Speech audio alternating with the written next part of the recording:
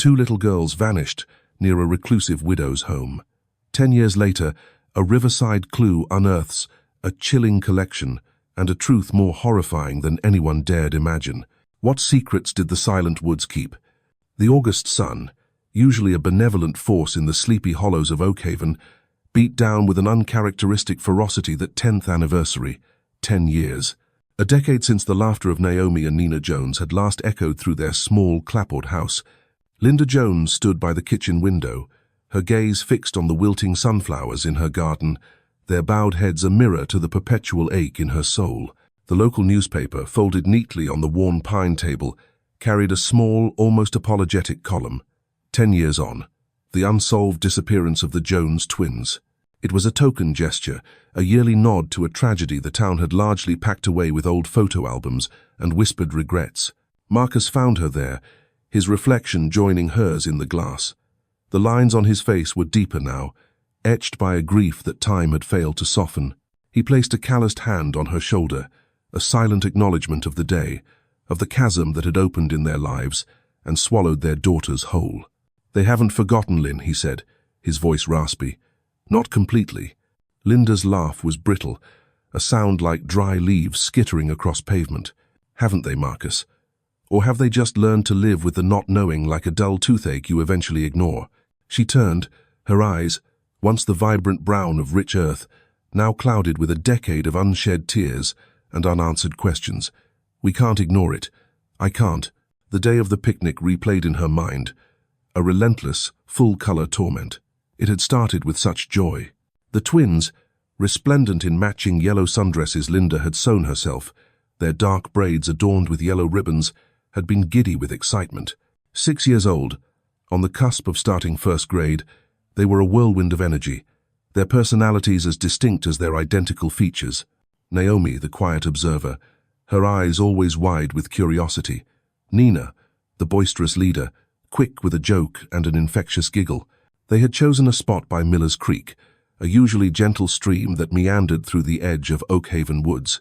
The air was warm, thick with the scent of pine and damp earth. The girls had been chasing butterflies, their shrieks of delight punctuated by the lazy drone of cicadas. Then, the sky, with the abruptness of a slammed door, had turned a bruised purple. The wind picked up, whipping through the trees, carrying the first heavy drops of rain. "Quick, girls, back to the car," Marcus had yelled, already gathering their checkered blanket and picnic basket. But the downpour was instantaneous and torrential, visibility dropping to mere feet. In the chaos, the scurry to find shelter under the dense canopy of an ancient oak, the twins had become separated from them. One moment they were there, small hands clutching at Linda's skirt. The next, they were gone. Panic, cold and sharp, had pierced through Linda. They had shouted their names, their voices roar against the roar of the storm. It was later, after the rain had subsided to a mournful drizzle and the first wave of local volunteers had joined their frantic search, that a neighbor, old Mr. Henderson, mentioned seeing two small figures, fitting the girl's description, running towards the Whitmore place. Agnes Whitmore. The name alone had sent a shiver down Linda's spine even then. The widow lived in a dilapidated cabin set deep in the woods, a place children's tales were spun about. She was a recluse, rarely seen, her property guarded by a high, unkempt hedge and a reputation for eccentricity. The police, led by a young, inexperienced deputy named Frank Gable, had paid Mrs. Whitmore a visit. Linda remembered standing at the edge of the woods, rain-soaked and trembling, as Gable had returned, his face impassive. "She says she saw no one," Mrs. Jones. "Says she was in her back room, mending quilts, and didn't hear a thing over the storm. House is old, not much of a view from her windows towards the creek." His tone had been dismissive, almost impatient. "They probably just got lost, disoriented. We'll find them." They never did. The search had lasted for weeks, then months. Volunteers dwindled, the media attention faded. The official investigation, citing a lack of any credible leads or evidence of foul play, was eventually scaled back, then quietly closed. Lost to the elements was the unofficial, unspoken verdict of the authorities, a convenient way to file away the unpalatable. But Linda and Marcus knew their daughters. Naomi was too cautious, Nina too resourceful, to simply vanish into thin air, even in a storm. The Whitmore house. It loomed large in Linda's nightmares and her waking thoughts. Agnes Whitmore had been in her late 60s then, already an old woman. Now, approaching 80, she was frailer, but no less enigmatic. Over the years, Linda had walked the perimeter of that property countless times, her heart a leaden weight in her chest, searching for something, a sign, a whisper, anything. But the overgrown garden and the shuttered windows offered no solace, only a deepening sense of dread. "I'm going out there today, Marcus," Linda announced, her voice gaining a sliver of its old resolve. Marcus's brows furrowed. "Lynn, what's the point? We do this every year, it tears you apart." "This year is different," she insisted, though she couldn't articulate why. It was a feeling, a deep, primal urge that had been growing stronger in the weeks leading up to this grim anniversary. "I need to go near the stream, where Mr. Henderson saw them heading." The stream was lower than usual, the summer drought having taken its toll. The once gurgling Miller's Creek was now a listless trickle in places, exposing muddy banks littered with fallen branches and debris. Linda walked slowly, her eyes scanning every inch of the ground, her mind a maelstrom of memories and what-ifs. She remembered the yellow dresses, the way the fabric had felt beneath her fingers as she'd stitched them, the girl's delight when they'd first tried them on. Yellow, the color of sunshine, of hope. Now, it was a color that mocked her. She reached a bend in the stream, not far from the overgrown boundary of Agnes Whitmore's property. The air here was always cooler, the trees thicker, casting long, dancing shadows. A tangle of roots from an upended willow tree snaked into the water, creating a natural net for anything carried downstream. And there, caught amongst the gnarled wood and decaying leaves, was a flash of color. Not yellow, but a faded, muted silver, almost gray. Her breath hitched. Linda crouched down, her knees protesting, and reached a trembling hand towards the snag. It was fabric, definitely fabric, old, tattered and caked with mud, but unmistakably a piece of clothing. She pulled at it gently, her heart hammering against her ribs. More of it emerged, and then another, identical piece, tangled beside it. 2 small dresses, silvery, almost iridescent even beneath the grime, with a delicate lace trim at the collar and cuffs, dresses she had never seen before. They were far too small to be anything an adult would wear. They were child-sized, twin-sized. A strangled sob escaped her lips. These weren't the yellow sundresses Naomi and Nina had been wearing when they disappeared. These were different. But why were they here? And why did the sight of them, after 10 long years of searching for any sign of her daughter's last known garments, send a fresh wave of icy premonition through her? Who did these dresses belong to, and what story did they hold, hidden for a decade in the muddy embrace of Miller's Creek, so close to the silent, watchful house of Agnes Whitmore? The question hung in the oppressive summer air, as heavy and suffocating as her unresolved grief. Despite Linda's profound skepticism, Marcus's pragmatism prevailed, at least initially. The following morning, armed with the 2 small, silvery dresses carefully sealed in a clear plastic bag, they drove to the Oakhaven County Sheriff's Department. The building, a relatively new brick structure on the outskirts of town, felt sterile and impersonal compared to the cramped, dusty office Frank Gable had occupied as a deputy a decade ago. Now Sheriff Gable's name was emblazoned in neat gold lettering on a polished wooden door. They were kept waiting for 20 minutes in a bland reception area, the silence broken only by the crackle of a police radio and the indifferent tapping of a keyboard by the dispatcher. Linda's leg jiggled nervously, her gaze fixed on the closed door. Each passing minute felt like an accusation, a reminder of all the time that had already been lost, all the opportunities missed. Finally, the door opened, and Sheriff Gable emerged. He was thicker around the middle now, his hair thinning at the temples, but his eyes still held that same dismissive glint Linda remembered so vividly. He offered a perfunctory handshake, his grip brief and cool. "Linda, Marcus," he said, his tone carefully neutral, gesturing them into an office that was notably larger and better furnished than his predecessors. Framed commendations and photographs of Gable with local dignitaries adorned the walls. "It's been a long time. What can I do for you?" Marcus, ever the more composed of the two, placed the bag containing the dresses on the sheriff's expansive desk. "We found these yesterday, Sheriff, by Miller's Creek, near Agnes Whitmore's property. Gable leaned back in his leather chair. His eyes narrowed slightly as he peered at the mud-stained fabric through the plastic. He didn't reach for the bag. Dresses? Children's dresses, Linda interjected, her voice tight. 2 of them, identical. We've never seen them before. They weren't Naomi and Nina's. The sheriff sighed, a small, almost imperceptible sound of weary resignation. Folks, Miller's Creek runs for miles. Things get washed downstream all the time. Old clothes, trash. You'd be surprised what turns up. These were snagged in roots, right by the boundary of her land. Marcus pressed, his voice firm. The same area Mr. Henderson saw the girls heading towards the day they went missing. Gable steepled his fingers. I understand this is evocative for you. Finding something like this after all this time must bring a lot back. But respectfully, what exactly do you think this proves?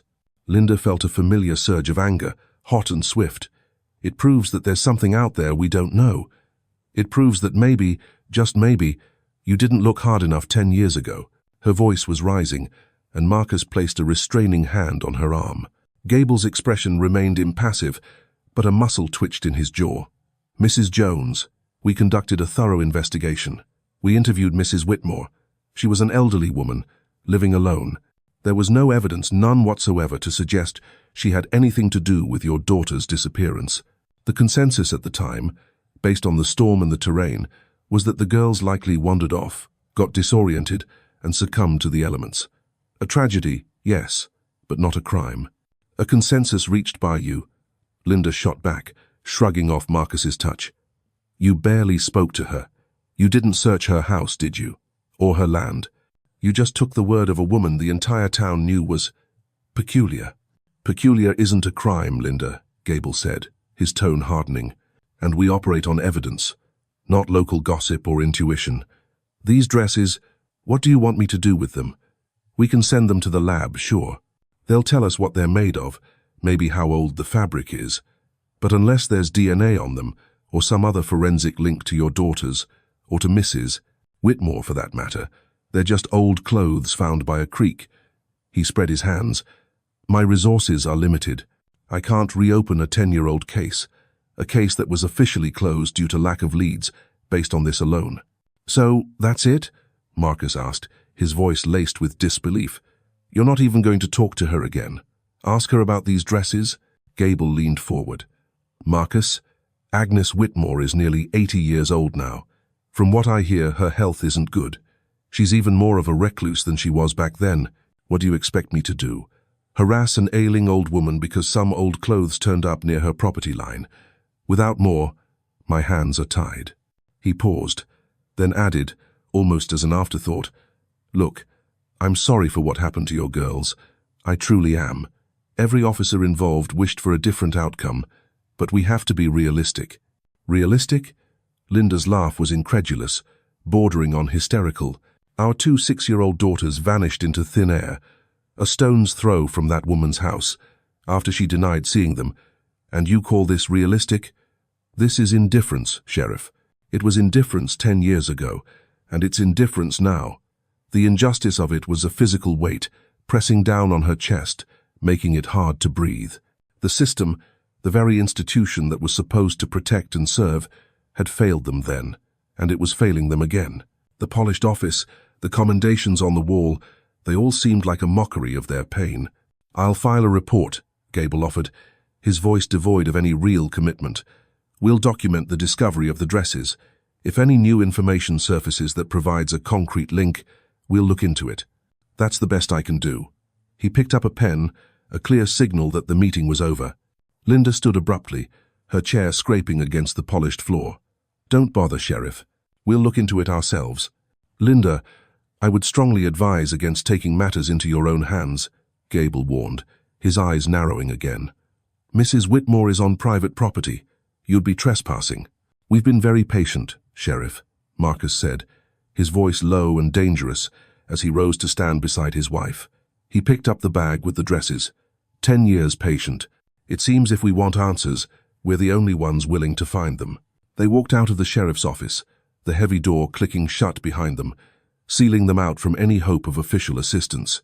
The air outside, though warm, felt cold against Linda's heated skin. The brief, flickering hope that the dresses might galvanize the authorities into action had been brutally extinguished. Gable's dismissal, his bureaucratic detachment, was a fresh wound layered upon old scars. He didn't even want to touch them, Linda said, her voice trembling with a mixture of rage and despair as they reached their truck. "Did you see?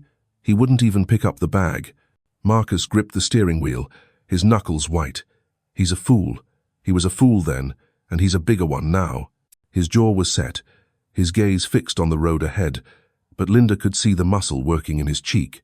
The system hadn't just been indifferent, it had been actively obstructive, hiding behind procedure and a feigned lack of resources. The message was clear.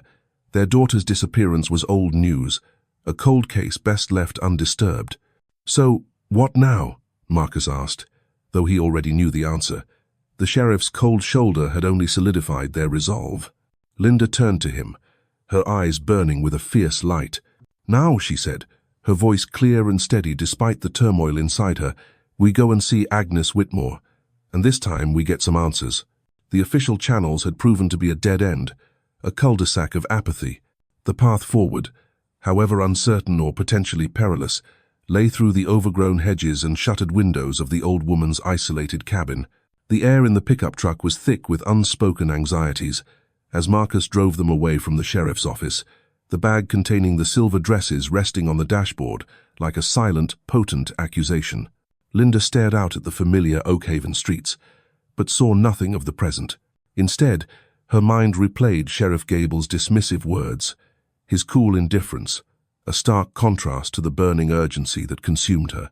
They hadn't failed to find their daughters due to a lack of love or effort on their part, but perhaps because the one person who might have held a key had been so readily overlooked, protected by a veneer of harmless eccentricity and official apathy. "He called her an ailing old woman," Linda said, her voice tight with resentment. "As if that absolves her of anything. She wasn't ailing 10 years ago. She was sharp. Her eyes, they were like chips of flint." Marcus grunted in agreement, his hands gripping the wheel. Gable didn't want to know then, and he doesn't want to know now. It's easier for him this way. Case closed, less paperwork. He turned onto the winding country road that led towards the denser woods and, eventually, to Miller's Creek and the isolated Whitmore property. The familiar landscape, usually a source of quiet comfort even in their grief, now seemed ominous, each tree a silent witness, each shadow a potential hiding place for secrets. As they drew closer to the area where the girls had vanished, Linda felt a cold dread seep into her bones, a sensation chillingly reminiscent of that stormy afternoon. She closed her eyes for a moment, and a fragmented memory surfaced, sharp and unwelcome. It was from the day after the disappearance, when she and Marcus, hollow-eyed and desperate, had stood with Deputy Gable at the edge of Agnes Whitmore's unkempt yard. Gable had just finished his brief, perfunctory questioning of the widow. Agnes Whitmore had stood in her doorway, a small, wiry figure framed by the dark interior of her cabin. Her face was a network of fine wrinkles, her grey hair pulled back severely from her forehead. Linda remembered her own voice, ragged with pleading, asking, begging, if Mrs. Whitmore had seen anything, heard anything. The old woman's gaze had been unnervingly steady. Storm was loud, she'd rasped, her voice like dry leaves skittering across stone. Heard nothing but the wind and the rain. Saw nothing. Kept to my sewing. Even then, amidst the maelstrom of her terror and grief, something about Mrs. Whitmore's denial had felt off. It wasn't just the words, but the delivery. There was no flicker of sympathy, no shared alarm at the thought of two small children lost in a tempest. Her calmness had been almost absolute, her denial too swift, too rehearsed. Linda had tried to press, to explain about the yellow dresses, the way Nina's laugh could carry, but Gable had gently steered her away. She's given her statement, Mrs. Jones. We can't harass her. Linda opened her eyes, the memory leaving a bitter taste in her mouth. She said she was sewing, Linda murmured, almost to herself. She specifically said she was in her back room, sewing, and didn't hear a thing over the storm. Why that detail? Why not just say she was inside? Marcus glanced at her. What about it?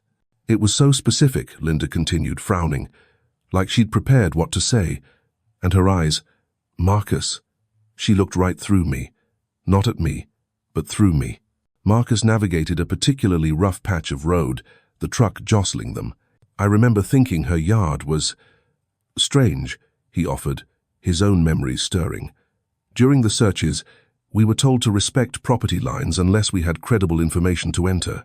Gable was very clear about that with her place, but I remember standing on the edge of the woods, looking towards her cabin. The hedge was so thick, but through a gap, I thought I saw something glinting near an old shed at the back of her property. Metal, maybe. But the search party was moving in a different direction, towards the denser part of the forest, and I got swept along. He shook his head. Never thought to mention it. Seemed like nothing at the time. A glint of metal, near a shed. Linda's heart quickened. What could it have been? Did you ever see it again? Number. The next time I was near that spot, the gap in the hedge seemed less gappy, like someone had deliberately blocked the view. They were nearing Miller's Creek now. Marcus slowed the truck, pulling over to the side of the narrow dirt track, the same spot where Linda had parked the day before when she'd found the dresses. The stream gurgled softly nearby, its voice a mournful counterpoint to the chirping of unseen insects in the undergrowth. The air was heavy, humid, carrying the scent of damp earth and decaying leaves. Linda picked up the bag with the silver dresses. The fabric, even through the plastic, felt cold, alien. She remembered her own girls, their vibrant energy, their distinct personalities. Naomi, with her quiet intensity, would often sit for hours, meticulously arranging her small collection of polished stones or drawing intricate patterns in her notebook. Nina, all boundless enthusiasm, would be trying to coax Naomi into some new adventure, her voice full of laughter and persuasion. A sudden, sharp memory pierced Linda. Nina, a few weeks before the picnic, chattering excitedly about a secret fairy circle she and Naomi had found in the woods. Linda had dismissed it as childhood fantasy, a product of their vivid imaginations. "It's hidden, Mommy," Nina had whispered, her eyes wide with conspiratorial glee. "Where the sparkly things grow." Sparkly things? Linda had assumed she meant dewdrops on cobwebs or perhaps fragments of mica in the rocks. Now, the word sparkly echoed in her mind, juxtaposed with the faded, silvery sheen of the dresses in her lap. "Marcus," she said, her voice barely audible, "do you remember Nina ever talking about a fairy circle, or something sparkly in the woods?" Marcus frowned in concentration, then his eyes widened slightly. "Vaguely. Something about a special hiding place. I thought they meant that old hollow log down by the Henderson farm." He looked at the dresses, then back at Linda, a new unease dawning in his expression. "You don't think—" He didn't need to finish the sentence. The woods around them, once a playground for their daughters, now felt imbued with a sinister quality. The path Mr. Henderson had seen them take led directly past the edge of Agnes Whitmore's property. They got out of the truck. The silence of the woods pressed in, broken only by the faint rustle of leaves and the distant caw of a crow. Before them, a barely discernible track, overgrown with weeds and encroaching brambles, led deeper into the trees, towards the unseen Whitmore cabin. It was the path Linda had intuitively avoided for 10 years, yet had been drawn to yesterday. She always kept to herself, Linda said, looking down the path. Even before, people said she had a sad life. Lost her husband young, never had children. For a fleeting moment, a sliver of pity pricked at her, but it was quickly extinguished by the cold knot of suspicion. Sadness didn't excuse deceit, especially not when the lives of children were at stake. Marcus took the bag with the dresses from her. "Ready?" he asked, his voice low. Linda nodded, her jaw set. The memories, the small, seemingly insignificant details from a decade ago, now coalesced into a disturbing pattern, the overly specific alibi. The glint of metal by a shed, the talk of sparkly things and a secret place. And now, these silver dresses, found so close. They started down the path, the branches snagging at their clothes as if trying to hold them back. With each step, Linda felt a growing certainty that they were walking towards a truth that had been deliberately buried, a truth that Agnes Whitmore had guarded for 10 long years. The echoes of the past were no longer faint whispers. They were becoming a roar, demanding to be heard. The looming silence of the Whitmore cabin ahead felt less like emptiness and more like a tightly held breath, waiting to be released. The narrow, overgrown path to Agnes Whitmore's cabin seemed to actively resist their progress. Thorny brambles snagged at their clothes, and low-hanging branches, heavy with damp leaves, brushed against their faces, forcing them to duck and weave. The silence was profound, broken only by the crunch of their footsteps on the leaf-strewn ground and the frantic thumping of Linda's own heart. The air grew heavier, more cloying, as they neared the clearing where the cabin stood. It was worse than Linda remembered. The small wooden structure sagged visibly to one side, its porch railings rotted through in places, one shutter hanging precariously by a single hinge. The garden, once perhaps tended, was now a riot of weeds and wildflowers choking out any semblance of order. An old rusted water pump stood forlornly near the crooked steps. The place didn't just look neglected, it felt steeped in a decay that went beyond the physical. It felt like a house that had given up. As they stepped into the clearing, a movement at one of the grimy windows, a flicker of a curtain, told them they'd been seen. For a moment, nothing happened. Then, the front door creaked open with a sound like a drawn-out groan, revealing Agnes Whitmore. She was even more diminished than Linda had imagined. 10 years had stooped her shoulders and thinned her white hair to a wispy halo around a deeply lined face. She leaned heavily on a gnarled wooden cane, her knuckles white. But her eyes, when they met Linda's, were startlingly unchanged, small, dark, and sharp as shards of obsidian. They held no welcome, only a weary, guarded watchfulness. "What do you want?" Agnes's voice was a dry, rasping whisper, like stones grinding together. It held a tremor, but whether from age or apprehension, Linda couldn't tell. Linda's carefully rehearsed words deserted her. She simply held up the plastic bag containing the 2 small, silvery dresses. The faded fabric seemed to gleam faintly, even in the dappled, gloomy light of the clearing. "We found these," Linda said, her voice surprisingly steady. "Yesterday, in the creek, by your land." Agnes Whitmore's gaze fixed on the dresses. Her lips, thin and bloodless, pressed together so tightly they almost disappeared. Her grip on the cane tightened. She didn't speak. There was no denial, no surprise, not even feigned ignorance. Instead, an almost imperceptible tremor ran through her frail body. Her eyes, for a fleeting second, seemed to lose their sharpness, clouding over with an emotion Linda couldn't decipher, grief, perhaps, or a profound, ancient sorrow. Then, the shutter came down again, her expression hardening into blank inscrutability. "They're children's dresses," Marcus said, his voice firm, stepping forward to stand beside Linda. "Do you know anything about them, Mrs. Whitmore?" Agnes finally tore her eyes from the bag and looked at Marcus, then back at Linda. "The creek takes many things," she whispered, her voice barely audible, "washes them away." She made a move to close the door. "No," Linda stepped forward, blocking the doorway. "Not this time. We aren't leaving until you talk to us. Our daughters, Naomi and Nina, were seen heading this way 10 years ago. You said you saw nothing." "The storm," Agnes began, her voice cracking. "You said you were sewing," Linda interrupted, the memory vivid. "In your back room. That's a very specific thing to remember from a day you claim to have seen and heard nothing else." Agnes's eyes darted past Linda, towards the overgrown side yard where a dilapidated shed leaned even more precariously than the main cabin. It was the same shed Marcus had mentioned. He followed her gaze. "That shed," Marcus said, pointing. "I saw a glint of metal there 10 years ago, right after the girls went missing. What's in there, Mrs. Whitmore?" A flicker of something akin to panic crossed Agnes's face. "Nothing," she rasped. "Old tools? Junk. Private." She tried to push the door further closed, but Linda stood her ground. "We want to see," Linda insisted, a cold certainty hardening her resolve. The old woman's fear was palpable now, and it wasn't the fear of a frail woman confronted by strangers. It was the fear of discovery. "You have no right," Agnes hissed, her voice gaining a surprising strength. "We have every right," Marcus countered, his patience gone.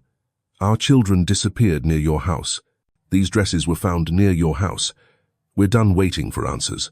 He moved past Linda, pushing the door gently but firmly open. Agnes stumbled back, her cane clattering against the floorboards. The interior of the cabin was dark and cluttered, smelling of dust, old wood, and something else. Something faintly sweet and cloying, like dried flowers. "The shed, Agnes," Linda said, her voice softer now but no less determined. "Please, if you know anything at all." Agnes looked from Linda to Marcus, her chest heaving. Then, with a defeated sigh that seemed to drain the last of her resistance, she nodded almost imperceptibly towards a rusty key hanging on a nail by the doorframe. "It's just old things," she whispered, her eyes pleading. "Memories." Marcus took the key. The shed door was secured with a heavy, rusted padlock. The key turned with a grating screech. As Marcus pulled the warped wooden door open, a musty, lavender-like scent, stronger now, wafted out. For a moment, they could only stare, speechless. The interior of the small shed was dimly lit by a single grimy window. It wasn't filled with tools or junk. Instead, arranged with meticulous, almost reverent care, were rows upon rows of dresses. Small, silvery dresses, dozens of them, similar in style and delicate fabric to the ones Linda had found. Some hung from makeshift hangers, others were carefully folded on dusty shelves. Each one was pristine, untouched by mud or decay, as if lovingly preserved.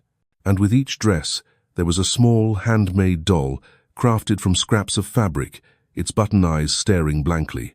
Beside these, arranged in neat lines, were collections of small, sparkly things, polished pebbles, colorful glass beads, pieces of sea glass, tarnished silver lockets, tiny wind-up toys, and children's hair ribbons of every color.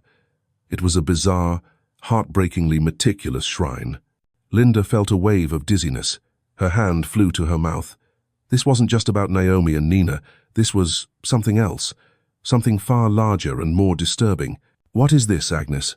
Marcus breathed, his voice hoarse with disbelief. Agnes Whitmore stood hunched in the doorway of the shed, her frail form silhouetted against the dim light of the cabin beyond. Tears streamed silently down her wrinkled cheeks, tracing paths through the dust on her skin. "They were forgotten," she choked out, her voice breaking. No one remembered them. No one looked for them properly. Her gaze swept over the rows of dresses. "I remembered. I kept them safe. They're memories." Linda's eyes scanned the overwhelming display, searching, her heart pounding. Her gaze fell upon a small, slightly separated section on a low shelf. There, distinct from the silvery garments, were two small, neatly folded piles of faded yellow fabric. Yellow sundresses, with faint, almost invisible darker patches where ribbons might once have been sewn. Beside them, not silver, but two small, intricately carved wooden birds, their paint chipped, clearly handmade by a child, and a small dog-eared drawing of a smiling sun, done in bright, childish crayon, Nina's exuberant sons, Naomi's careful carving. The world tilted.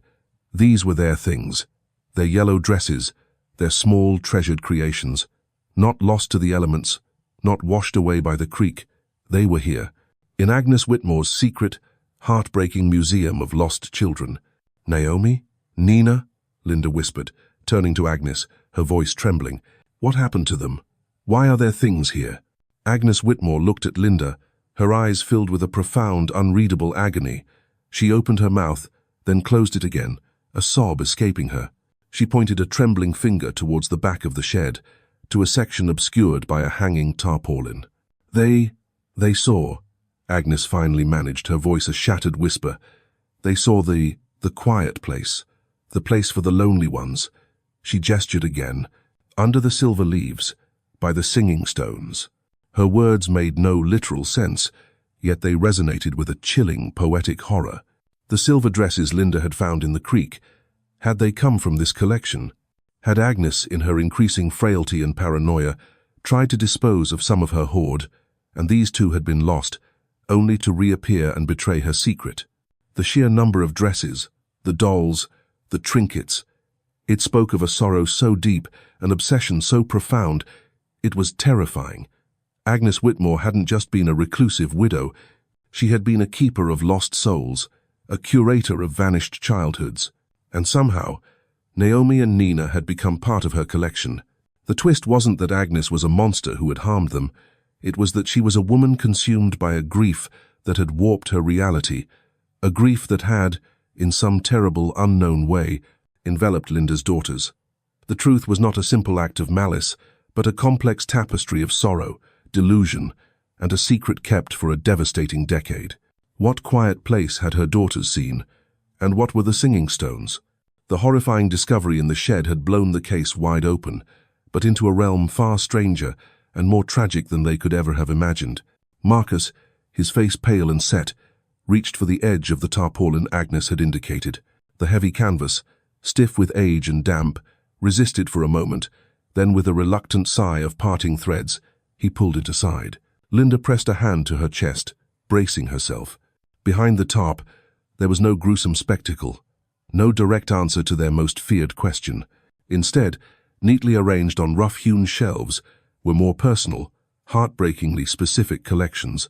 Each collection was centered around a faded photograph, old, sometimes damaged, sepia-toned or early, washed-out color prints of children Linda and Marcus had never seen.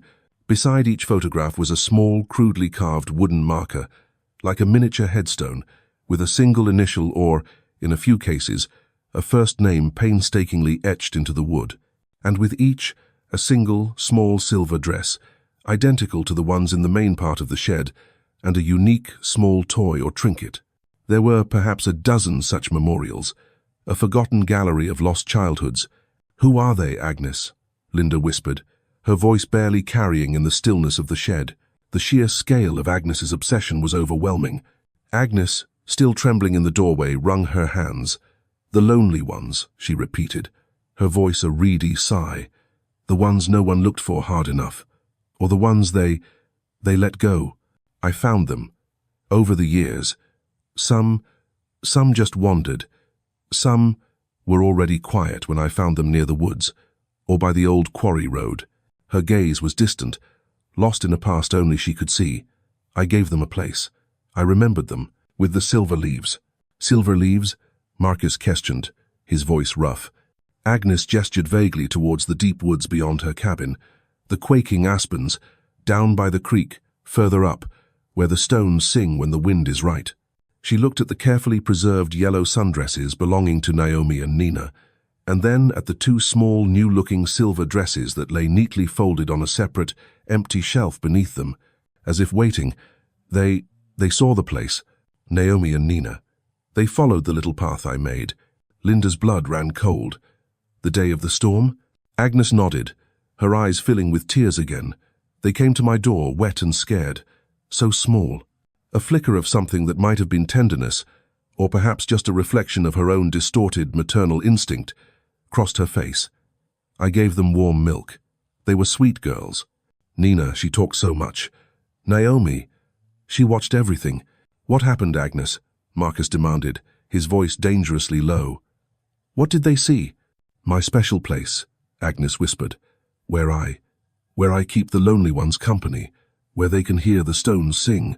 She described how, after the storm had lessened slightly, the girls, restless and wanting to go home, had wandered out the back while she was briefly distracted, fetching more wood for her stove. They had stumbled upon the hidden grove of aspens further up Miller's Creek, a place Agnes considered sacred, where she had created her secret cemetery for the children whose memories she curated. Small, unmarked mounds of earth, each with a singing stone, a flat river stone with holes drilled through it, which would indeed sing or hum when the wind passed over them, and shaded by the silver leaves of the aspens. "They shouldn't have seen," Agnes choked out. "It was private. For them. For the forgotten." She explained in fragmented, disjointed sentences how the girls, naturally curious, had started asking questions about the little mounds, about the stones. Nina, ever bold, had even picked one up. Agnes, terrified that her secret world would be exposed, that her lonely ones would be disturbed, had panicked. She hadn't physically harmed them, she insisted, her voice cracking with a desperate sincerity. In her fear and confusion, she had simply tried to lead them away, to make them promise not to tell, but the ground by the creek was still slick from the torrential rain. Nina, pulling away from Agnes's grasp, had slipped on the muddy bank. She'd hit her head on one of the larger singing stones with a sickening thud. Naomi, screaming, had rushed to her sister's side, trying to shake her awake. Agnes, frozen in horror, had watched as Naomi, distraught and disoriented, stumbled too, falling into the still swollen, fast-flowing creek. Agnes, frail even then, had been unable to reach Naomi in time. She had watched, helpless, as the current snatched the little girl away. Nina had been still, so terribly still. I brought Nina back. Agnes wept, her body racked with sobs, to the quiet place. I made her a special spot, and I waited. I waited for Naomi to come back down the creek, but she never did. Only one of her little yellow ribbons caught on a branch. Linda let out a strangled cry, her legs giving way. Marcus caught her, his own face a mask of unimaginable pain. The silver dresses they'd found in the creek. Agnes admitted she had taken 2 from her collection for the other children and tried to release them into the water a few weeks ago. A confused notion about sending messengers, because she was getting old and worried about who would care for her lonely ones. They were meant to float away, but 2 had snagged, becoming the clue that unraveled everything. The truth was a monstrous, senseless tragedy, born not of outright malice, but of a broken mind, profound loneliness, and a panicked, fatal series of accidents. Agnes Whitmore hadn't murdered their daughters in cold blood. She had, in her disturbed state, inadvertently caused their deaths, and then, in her own twisted way, enshrined them in her bizarre, secret world. Marcus, his voice hoarse, used his cell phone. The call to Sheriff Gable was brief, a choked command more than a request. This time, there would be no dismissal. The hours that followed were a blur of flashing lights, solemn-faced deputies, and the arrival of forensic teams. Agnes Whitmore, small and silent now, was led away, not in handcuffs, but gently, by a female officer and a paramedic. She looked utterly broken, a ghost of a woman. Linda watched her go, not with hatred, but with a vast, hollow emptiness. Gable, his face ashen, could only stammer apologies. He oversaw the grim discovery in the aspen grove, the small, carefully tended mounds, the singing stones. And further down the creek, after an agonizing search, they found what remained of Naomi, entangled in a deep thicket of roots, preserved by the cold water and the mud, not far from where Linda had found the silver dresses. Nina's small form was exhumed from beneath her own singing stone, in Agnes's macabre sanctuary. The yellow sundresses, the carved bird, the crayon sun, they were returned to Linda and Marcus, tangible remnants of a life brutally cut short.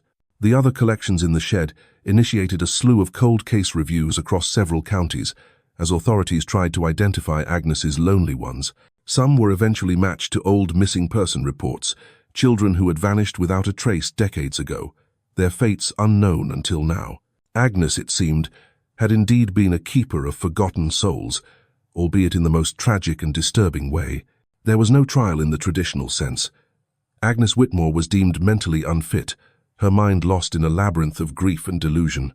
She lived out her remaining few years in a secure psychiatric facility, rarely speaking, often found arranging pebbles into patterns or humming tuneless songs.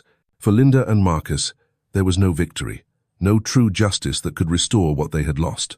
But there was, finally, a terrible kind of peace. The not knowing, the ambiguous torment that had haunted them for a decade, was over. They buried their daughters side by side in the Oakhaven Cemetery, beneath a simple stone engraved with 2 small, smiling suns. They didn't use singing stones, but they planted 2 young, quaking aspen trees, their leaves shimmering silver in the breeze, a quiet acknowledgement of the tragic, twisted path that had finally led them to the truth. Linda never painted landscapes again. Instead, she began to sculpt small, abstract figures that spoke of sorrow, resilience, and the enduring power of memory. Marcus found solace in his carpentry, crafting beautiful, intricate memorial boxes for other families who had lost children, a silent testament to shared grief. Their pain didn't disappear, but it slowly, painstakingly, began to transform into something they could carry. The town of Oakhaven, shocked into awareness, established a permanent memorial for all missing children, ensuring that no more would be so easily forgotten. The echoes in the woods had finally revealed their devastating secrets, and in their wake, a community began, at last, to truly listen.